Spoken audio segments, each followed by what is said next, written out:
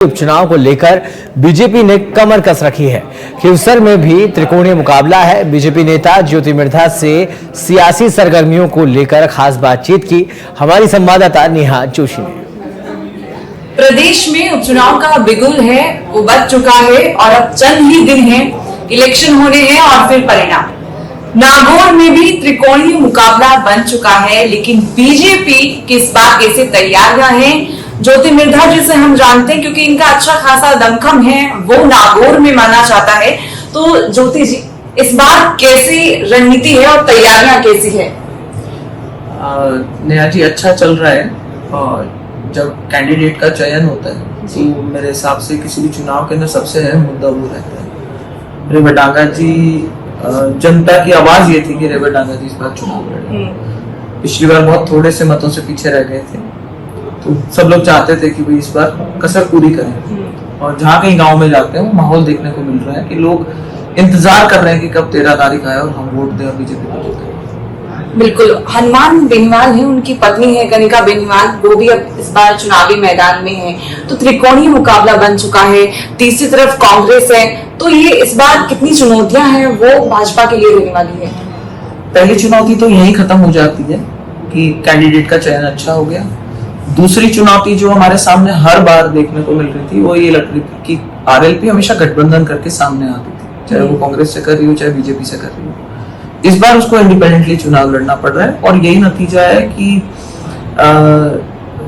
हनुमान बेनीवाल जी को टिकट अपने ही घर में रखने का पूरा प्रयास करना पड़ा ताकि वो लोगों में ये मैसेज दे सके कि भाई मैं ही चुनाव लड़ रहा हूँ। तो ये उनकी कमजोरी को दर्शाता है, वरना वो अपने जैसा दम भरते थे कि मैं मेरे किसी अच्छे कार्यकर्ता को आगे लेकर के आना चाहता हूँ, वो सारी बातें धरी रह गई और अपने भाई को भी छोड़ करके उन्होंने अपनी पत्नी को इस बार चुनाव मैदान में उतारा है। तो ये उनकी कमजोरी साफ जाहिर करती है चीज।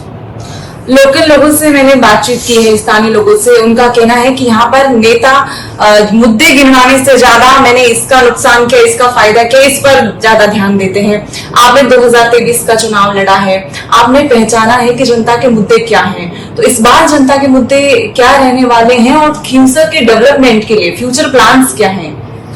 देखिए, ये मुद्दे इसलिए इस सारी पॉलिटिकल जार्गन में गौन हो जाते हैं क्योंकि हनुमान बेनीवाल जो है वो किसी पार्टी के साथ में नहीं जुड़े हुए, तो कभी ये नहीं कह सकते मैं सरकार का हिस्सा हूँ। तो उनको इन्हीं चीजों में लोगों को उलझा करके रखना पड़ता है ताकि नैरेटिव यही बना रहे। जातिवाद की राजनीति करते हैं, गुंडागर्दी की राजनीति करते हैं, किसको संरक्षण दिया, किसको हरा दिया, किसको जिता दिया, किसके सामने टिकट दिया, किसके सामने टिकट नहीं दिया। तो वो एक बिचौलिया टाइप का पॉलिटिकल उन्होंने अपने लिए निश क्रिएट कर लिया है।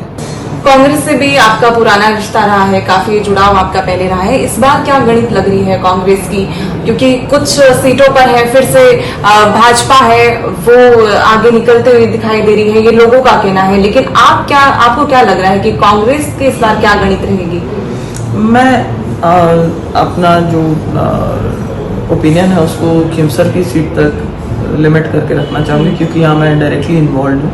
लेकिन जो सूचना आ रही है बाकी विधानसभाओं से भी, जहाँ प्राइमरली सारी विधानसभाएं जो पहले जीत रखी थी वो कांग्रेस ने जीत रखी थी, उनके कैंडिडेट से जिन्होंने सीटें खाली करी थी, तो जो सूचना आ रही है वो इस तरीके की आ रही है कि सभी जगह बीजेपी बहुत अच्छी पोजीशन में है और इस बार 23 तारीख को जब नतीजे आएंगे तो चौंकाने वाले भी हो सकते हैं। भाजपा का कुनबा भी बढ़ता जा रहा है, आए दिन आप ज्वाइनिंग करवा रही हैं, तो ये मजबूती है भाजपा को?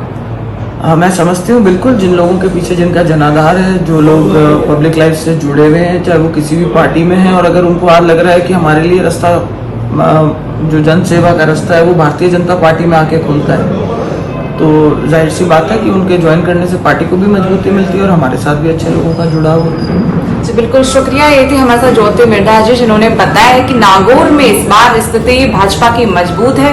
अब देखना ही होगा कि जीत किसके पक्ष में रहने वाली है। कैमरामैन महेंद्र कुमार के साथ मैं नेहा जोशी, सच पे धड़क।